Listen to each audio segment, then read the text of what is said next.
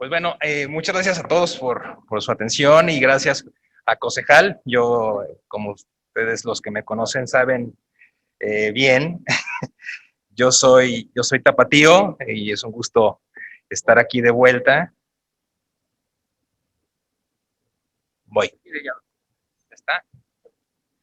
Y estar aquí de vuelta y muchas gracias al doctor Gabriel Paz por la invitación.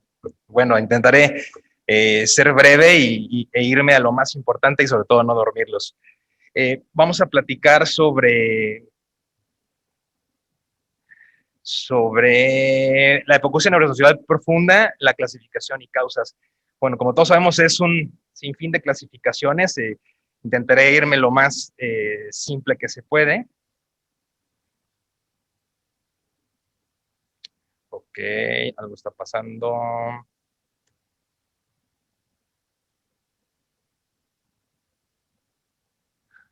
Ok, bueno, como todos sabemos, la hipoacusia neurosensorial la hipoacusia profunda es una falla en el convertir la energía mecánica en impulsos nerviosos eléctricos, en el cual la frecuencia es de 1.3 más o menos nacidos por 1000 nacidos vivos, y esta frecuencia va aumentando conforme va creciendo los pacientes, ¿no? En la escuela primaria, la frecuencia aumenta a 2.83 por 1000 nacidos, y en las adolescentes de hasta 3.5 por 1000 nacidos, por 1000 pacientes. Se cree que es por, obviamente, sorderas ya fueran adquiridas por factores externos o inclusive por una progresión de sorderas probablemente congénitas de origen congénito que inicialmente no se han manifestado.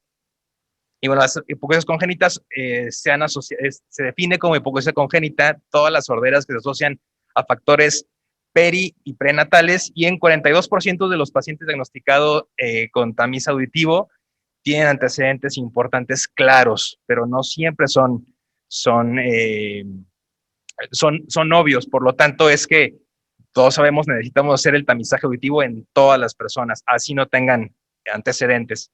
Y bueno, la clasificación podemos empezar a clasificar según el tipo de pérdida, como todos sabemos, pues, en sorderas conductivas, sensoriales o neurosensoriales y mixtas. Y eso también nos habla del sitio de lesión, es decir, cuando el oído interno está bien, pero el problema es en el oído externo, pues nos va a causar con el oído medio nos va a causar una sordera conductiva. Y bueno, si es en ambos sitios, tanto en el externo, medio o el interno, nos puede dar una neurosensorial o una mixta. Y la sensorineural nos podemos dividir en sensorial, central y el espectro de neuropatía auditiva, que bueno, ya no es tan nuevo, pero es no tan antiguo como la clasificación anterior, la cual la podemos definir como siendo muy estrictos, como la presencia de emisiones acústicas y microfónicas cocleares con ausencia o anormalidades en los potenciales evocados auditivos, que bueno, no es a veces así de fácil diagnosticarla, ¿no? Ahora, por el tiempo de aparición, esto es, digamos, lo que más nos compete, ya que, vaya, por el tratamiento de implante coclear, nos enfocamos más a esto, que bueno, es congénito o adquirido. Aquí, bueno, las clasificaciones se enciman un poquito y a veces es un poco complicado, depende qué clasificación tomemos. En los congénitos puede ser de origen genético o no genético, y ok, genético o no genético, y las mismas puede ser en la genética o no genética, es donde también si vemos qué tipo de clasificación puede ser considerado como congénito o como adquirido, y en la parte genética puede ser asociado a síndromes o no asociado a síndromes, que bueno, es más fácil diagnosticar a una persona o un recién nacido que tiene obviamente malformaciones o algo en donde nos puede orientar a encasillarlo en un síndrome. Y bueno, los adquiridos, que son eh, muchísimas causas que ahorita vamos a intentar resolver algunas. Y bueno, lo difícil de las clasificaciones o para intentar clasificar bien a un paciente o un tipo de sordera, a veces es complicado porque una sola sordera puede ser considerada en dos partes, ¿no? Por ejemplo, las adquiridas pueden ser, las genéticas, perdón, pueden ser consideradas en algún momento como adquiridas si es inicialmente tenía el daño, pero la progresión de la enfermedad vino hasta después. Y bueno, también lo complicado de esto, perdón por los que van al Cruz Azul, pero creo que ya están acostumbrados, es que algunas sorderas no son obvias al inicio o los problemas no son tan obvios, por eso es importante hacer el tamizaje y dar seguimiento en pacientes que encontramos factores de riesgo. Ahora, hablando específicamente de hipoacusias genéticas, la hipoacusia genética es la causa más frecuente de sordera en niños. No es tan, no es, no es algo que esté tan estudiado en nuestro medio, es decir, todos sabemos que pues, estamos en hospitales, ya sea, o bueno, sea chiquito o grande, pero que tenemos pacientes con sordera. No es algo que sea tan fácil de estudiar, es decir, las pruebas genéticas actualmente son muy limitadas e inclusive muchas veces por eso mismo nosotros no mandamos el paciente a hacer un estudio, pero es, como podemos ver, la causa más frecuente y eso es muy importante para poder dar a los padres consejo genético, sobre todo si es el primer hijo, si van a tener otros o empezar a hacer una familia, ver qué posibilidades de riesgo tienen de tener un segundo hijo con sordera. Puede estar, como ya vimos, asociado o no a síndromes. En los pacientes que no tienen antecedentes familiares, la causa más probable puede ser una autosómica recesiva, la cual, como vemos, es el 80% de las causas genéticas, es decir, la mayoría de los pacientes pueden encajarse en este rubro. Y la mutación del G de la proteína de la unión beta, el GJB2, es el responsable del 50% de las hipoacusias autosómicas recesivas, es decir, es, digamos, la alteración genética más encontrada. Pero bueno, como ese es el más frecuente, pero se han asociado hasta 400 genes aproximadamente, poquitos más, poquitos menos, depende de la bibliografía que se consulte, relacionados a sordera, lo cual es muy, pues como podemos ver, es muy amplia la gama de alteraciones que pueden generar.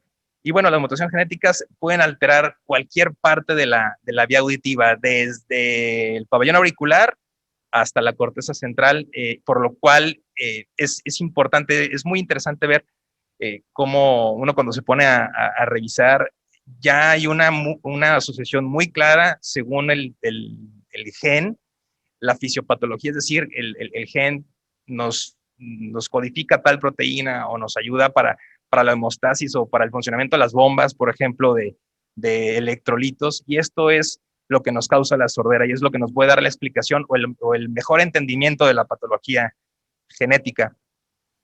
Bueno, como tal, hablando específicamente del oído, hay genes que afectan la hemostasis del oído interno, es decir, específicamente en las bombas de electrolitos, la bomba de potasio, y esto nos repercute directamente en la producción de endolinfa y el mantenimiento de la misma, lo cual es muy importante para el buen funcionamiento del oído.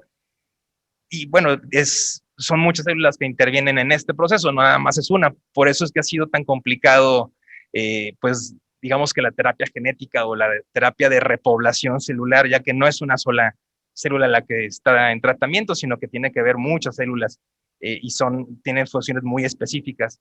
Y hay genes que afectan la traducción, es la transducción, disculpen, electromecánica, es decir, sobre todo en la afección de lo que es el órgano de corte, ya sea las células ciliadas, sobre todo las uniones entre ellas, o en la membrana tectoria en sus uniones. Como ya hemos mencionado, el GJB2 es el más frecuente, sin embargo, esto afecta mucho la homeostasis del oído interno, lo cual en un estudio de imagen, pues nos oculta muchas cosas. Es decir, en imagen se ve muy bien, la realidad es que el problema está en el funcionamiento electrolítico, lo cual pues, nos puede llevar a hacer la sordera, ¿no? Y estos otros son vaya, por condiciones de tiempo no me voy a tener en cada uno, pero pues voy a mencionar nada más, son también parte de los que generan o los que causan sordera profunda de origen en la homeostasis, digamos, que alteran la composición de endolinfa. Y en la traducción electromecánica están estos otros, y bueno, como digamos, quizá el más conocido es el OTOF, que también se ha asociado está relacionado con neuropatía auditiva. Esto como tal se ha visto que tiene mucho que ver con el glutamato. Al momento de hacer la sinapsis, vaya, de estímulo auditivo, los células gangliares tienen que sacar cantidades excesivas de glutamato para poder hacer el estímulo, y lo que se cree es que este gen actúa directamente sobre esas vesículas sinápticas, perdón. Por eso es que es, digamos, tan complejo, vaya. Ahora, algunos de los síndromes más frecuentemente encontrados, o sea, de hipoacusias sindromáticas, esos son los genes, que tampoco me voy a detener en cada uno de ellos, lo cual nos puede, lo que quiero rescatar de esta imagen es que todos estos síndromes obviamente tienen pues signos clínicos, ya sea visuales a la exploración física, no sé, la corioretinitis, la distoplea cantorum, las alteraciones pigmentarias del cabello, de los ojos, y hay otras que no son tan obvias, como por ejemplo puede ser en arritmias cardíacas o específicamente prolongación del intervalo QT, lo cual pues tenemos que tener más cuidado en revisar a los pacientes. Todo paciente requiere que tenga un diagnóstico de hipoacusia, aunque no tenga antecedentes, necesita ser estudiado de forma multidisciplinaria y bueno, por varios especialistas, no nada más con los básicos que ya mencionó la doctora Diana, sino muchas veces tenemos que ampliarnos, sobre todo si encontramos algún tipo de problema. Y bueno, esta es una página de internet, si gusta les puedo pasar el link, pero ahí está, esa es la dirección, hereditaryhearingloss.org, en la cual mantienen actualizado todo el tiempo la última actualización, de hecho, fue de febrero 5 de 2021. Aquí mantienen actualizados todos los genes que se han asociado a sorderas. Si uno pone el clic en cualquiera de las partes de la parte izquierda, en cualquiera de las líneas, si se fijan, están divididos por tipo por el antecedente, por el tipo de sordera, perdón, si es autosómico, tipo de síndrome, disculpe, si es autosómico dominante, recesivo, si está asociado al X, y viene aparte, si uno pone el clic, viene o el tipo, el gen específico, el LOSI, y viene la referencia. Así que eso es una buena herramienta para que si quieren echar una vista por ahí, tienen un día tiempo, es una buena herramienta para que nos pueda ayudar para eso. Ahora, hablando de las hipoacusias congénitas adquiridas, obviamente la gama o el espectro de causas es súper amplio. Prácticamente todas las sequías nos pueden causar sordera, ¿no? Por mencionar algunas, pues están las virales, que ahorita vamos a ir específicamente a mencionarlas, las bacterianas, que bueno, son infecciosas ambas, las causas metabólicas, endócrinas, hipoxia, ictericia, etcétera. Y mucho que es a veces lo lamentable, que son factores totalmente predecibles el uso de medicamentos, sobre todo los autotóxicos, los aminoglucósidos, perdón, que es, digamos, el autotóxico predilecto de las terapias intensivas, que es muy buen medicamento, desgraciadamente también es muy bueno para matar células ciliadas, lo cual es un antecedente muy importante en las terapias intensivas, y desgraciadamente muchos de los pacientes que entran por prematurez a terapia intensiva son los que acaban recibiendo esto. Hablando de las causas infecciosas, estamos principalmente, podemos encontrar el citomegalovirus. Anteriormente se creía que era la rubiola, digamos, tiene un par de años para que se ha visto que el citomegalovirus ha tomado mucha fuerza. Probablemente no es que te había tomado mucha fuerza, sí era probablemente la causa principal, pero no nos habíamos dado cuenta. Y esto es muy importante, sobre todo en pacientes que tenemos de repente con sordera profunda, que le queremos poner un implante coclear y que la aseguradora no, pues se defiende como gato boca arriba para no pagar. Muchas de las veces podemos tomar uso de una prueba para citomegalovirus y puede ser que eso sea la causa, citomegalovirus, o que a lo mejor no sea la causa, pero tenga el paciente citomegalovirus asintomático, y podemos ponerla como una causa directa de sordera, y muchas de las veces es la forma como podemos encontrar que eso se apruebe, pues. Y bueno, en segundo lugar la rubiola, la tercera la toxoplasmosis y la cuarta la sífilis congénita, que estos, bueno, son causas no propiamente virales, son infecciosas. Ahora, el citomegalovirus es la causa más frecuente de sordera infecciosa y es la causa más frecuente de sordera genética. Entonces, como lo mencioné, es, digamos, puede ser como la segunda causa más frecuente de sordera. Es un herpes virus, es muy fácil del diagnóstico, obviamente si uno piensa en él, el diagnóstico es fácil, los ojos no ven lo que la mente no conoce, pero como pueden ver, es detectable en saliva o en orina y en sangre. Es decir, a un paciente recién nacido es muy fácil hacerle una prueba sin ni siquiera tener que picarlo, ¿no? Y bueno, como la incidencia es muy alta, se cree o según estudios se ha visto que es hasta el 1% de nacidos vivos en Estados Unidos, que es más o menos 40,000 pacientes la incidencia, es decir, es una incidencia alta. El 35 de todos los pacientes con citomegalovirus, hasta el 35% de pacientes pueden tener hipoacusia y 2/3 partes pueden tener alteraciones cognitivas y hasta en un 4% muerte. Es decir, no todos los pacientes tienen algo sintomático, son muchos que son asintomáticos y pueden tener nada más solamente la hipoacusia. Y el riesgo de transmisión vertical es hasta el 40% y el 0.2% hasta el 2% de pacientes pueden tener una reactivación. Es decir, este virus dura latente y es por eso que de cierta forma podemos echar mano de esto también para hacer, tanto para cuestiones como les comentaba aseguradora, como también puede tener una reactivación y puede ser que cause el problema a posteriori.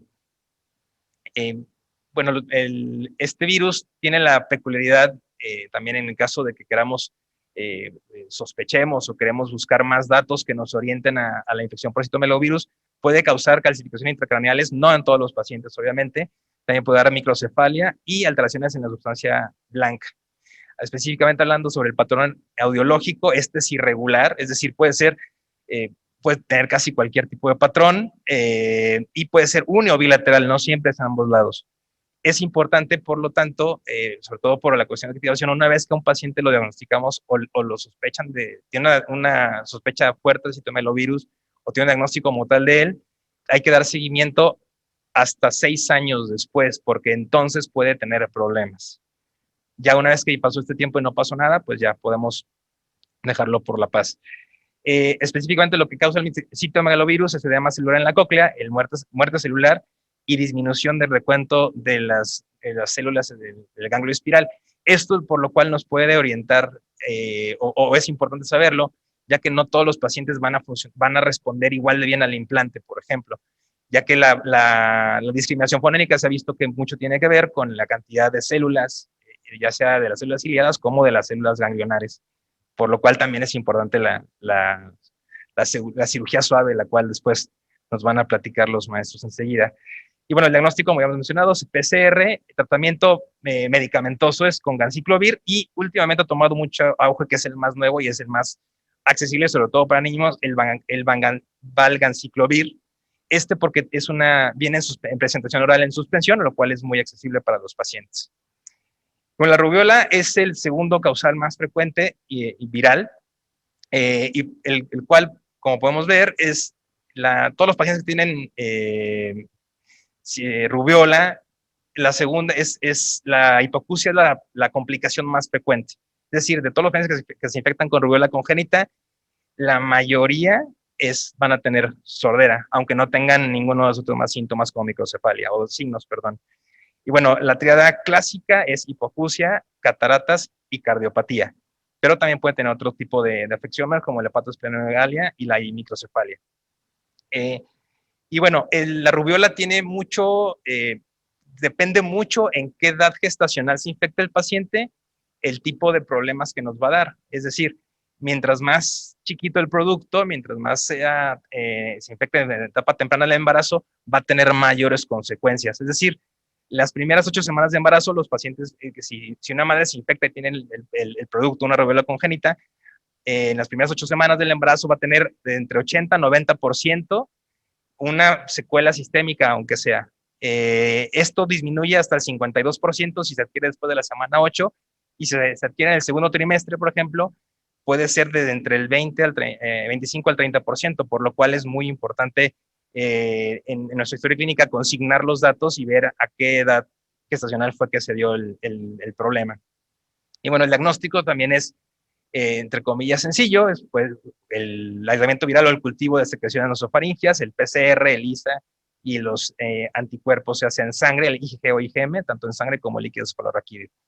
Y bueno, entre otras infecciones virales está el herpes virus, como hemos visto también, el HIV, que también puede ser una causa directa de sordera, aparte del síndrome como tal de SIDA, el varicela zoster y el Zika, que últimamente se ha visto que hasta el 7% de personas con Zika pueden tener alteraciones auditivas.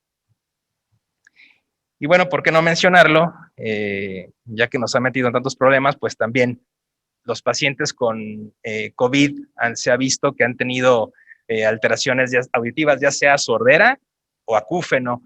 Yo creo que aquí cualquiera de todos nosotros hemos tenido, aunque sea un paciente que ha tenido una recuperación, aunque sea una enfermedad leve, con síntomas nulos o vagos, y ha tenido problemas auditivos, aunque sea un acúfeno. Pero se ha visto en la literatura, desgraciadamente, como tienen poco tiempo y los pacientes son hasta cierto punto, pues son muchos, pero son pocos, o sea, no nos ha dado tiempo de organizarnos bien y son pocos las personas, o sea, no tenemos el tiempo suficiente como para haber hecho un estudio o un metaanálisis adecuado. Todos los estudios que se han visto pues son con pocos pacientes o son de alguna forma anecdóticos, pero sí se ha visto que ha tenido muchas alteraciones auditivas. Por ejemplo, aquí podemos ver, este artículo menciona una hipoacusia súbita bilateral asociado a hemorragia. Aparte que, bueno, como hemos visto, el COVID nos da no nada más un efecto, o sea, puede afectar muchos órganos y por muchas maneras. Es decir, puede ser por hemorragia, o por trombosis, infartos directamente en la irrigación del oído interno, o directamente por el virus en la afección directamente en el órgano de corte o en la cóclea, que obviamente esto pues todavía no se ha visto bien o no se ha estudiado bien, son teorías.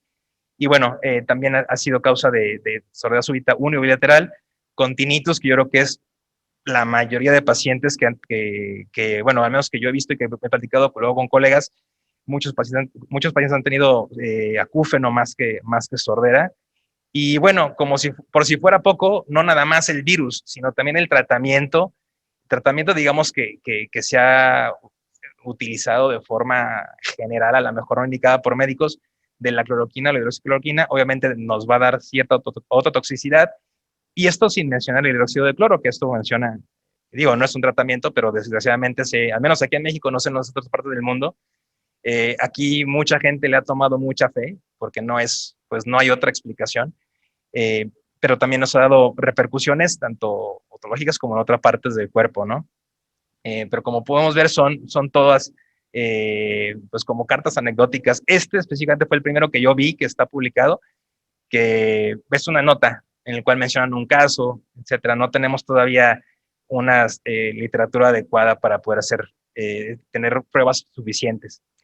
Y bueno, las causas de la hipoacusia profunda, pues pueden ser variadísimas, tanto como las flores en esta imagen. Ahora, lo importante de esto es el abordaje diagnóstico. Esto es lo que quisiera que les pudiera aportar. Es importante hacer una historia clínica exhaustiva, la cual tenemos que checar muy bien los antecedentes familiares de sordera, aunque no siempre están, pero es importantísimo. No siempre es la mamá o el papá o el hermano, puede ser más arriba aún todavía en los antecedentes. Obviamente los antecedentes peri y prenatales son importantísimos, así como los postnatales. El uso de medicamentos, sobre todo ototóxicos, es importantísimo también consignarlos. Como ya habíamos mencionado, hipoxia, ictericia, enfermedades exantemáticas, que es lo que nos puede orientar hacia un origen viral, ¿no?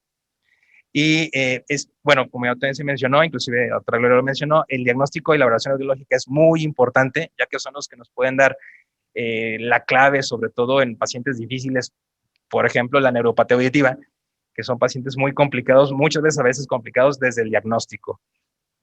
Y el paciente requiere una valoración integral y hay que hacer estudios complementarios de gabinete en dado caso que el paciente esté complicado con otro tipo de síndromes.